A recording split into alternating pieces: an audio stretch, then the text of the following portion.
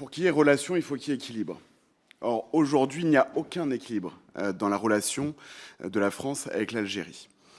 Aucun équilibre. On trouve quelques chiffres. L'aide publique au développement, 136 millions. Impayés dans les hôpitaux, plus de 100 millions d'euros, vous l'avez rappelé.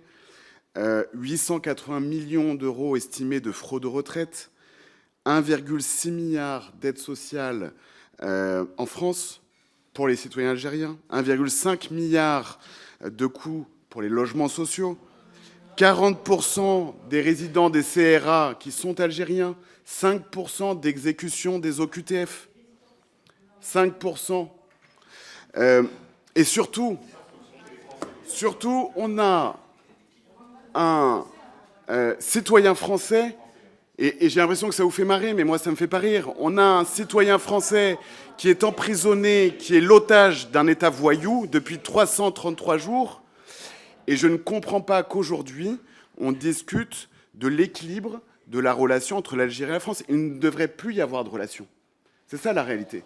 C'est que nous devrions exiger comme préalable à toute relation, premièrement, la libération de notre concitoyen Boualem Sansal, hein, encore une fois, et deuxièmement, que nous soyons respectés. Et je ne comprends pas qu'on cherche toujours à adoucir. Encore une fois, vous avez vu les chiffres des visas étudiants qui ont été délivrés cette année par le ministère de l'Intérieur de Bruno Retailleau à l'endroit des étudiants algériens. Il est en augmentation considérable. De qui se moque-t-on ? Aujourd'hui, la France doit uniquement s'attacher à récupérer, à obtenir la libération de Boualem Sansal, premièrement. Deuxièmement, à ce que le droit français soit respecté, en l'occurrence que les OQTF soient exécutés. Et puis après, on parlera de réciprocité. Mais pour l'instant, on n'y est pas.